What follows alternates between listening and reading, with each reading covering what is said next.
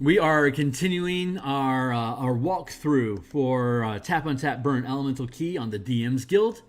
The link below will take you to the bundle where all of the Magic Paradigm books are at 1/3 discount, including not only the Tap Untap Burn Elemental Key that we're walking through right now, but also Spell Point Warlocks, the revised 5-color spell list, as well as the core mechanics, Knights and Tricksters, and Universal Spell Points that offers alternatives to the DMG spell point system for a more intuitive casting experience, as well as the 5-color Magic Paradigm for folks that are really in love with Magic the Gathering's 5-color magic system.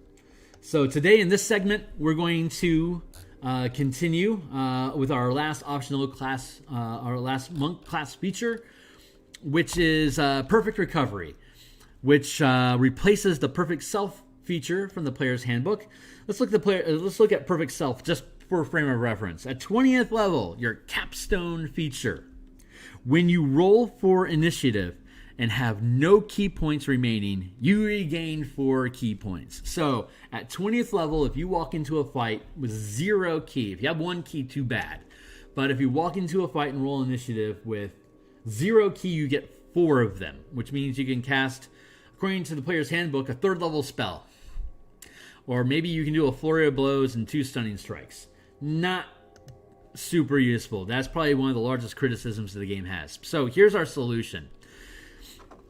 I think you're going to like this. As an action, you can lock 5 key to sustain Perfect Recovery.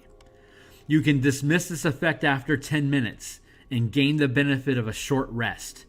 If you dismiss it early, the 5 key is burned with no effect.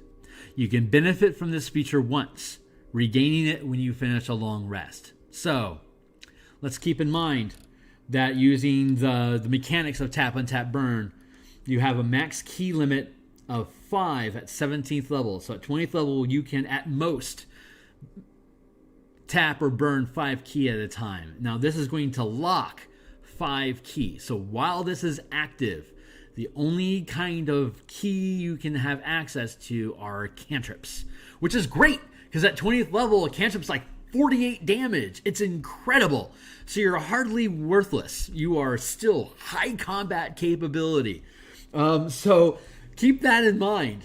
But what's really fun about this is that, okay, so for 10 minutes, you have to keep all of your key locked. And during that time, if you finish your 10 minutes, it's as though you finished a short rest.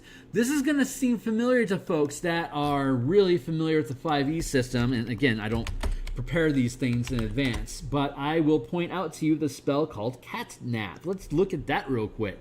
This is a 3rd level spell, and it reads like this. Let's see. You make a calming gesture, and up to 3 willing creatures of your choice that you can see within range fall unconscious for the spell's duration. The duration is 10 minutes. So, the spell ends early. The spell ends on a target early if it takes damage or someone uses an action to shake it or slap it awake. If a target remains unconscious for the full duration, that target gains the benefit of a short rest, and it can't be affected by this spell again until it finishes a long rest. So, what we've done here is we've created a self-catnap feature as a 20th level capstone ability, where you are disabling your ability to use key at all. And during that recycle period, if you complete it after 10 minutes, you regain all 20 of your mana key back. Of course, if you really need to, you could scrap the ability early, burn the 5 key in the process, and then if you, like, say, have key left, then you can use it for whatever reason. But under normal circumstances, you still have your cantrips available to you.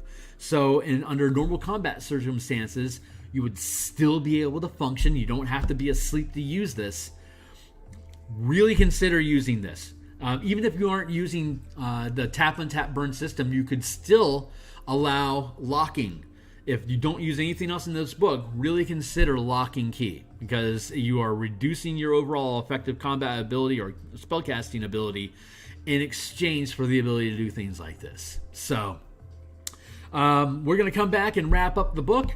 But again, subscribe, like, check out the link below. You can see this book and all the other Magic Paradigm books that have been created for the Dungeon Masters Guild to date. We've got a lot more that's on the way, and I really appreciate your support. So we'll see you here in a minute.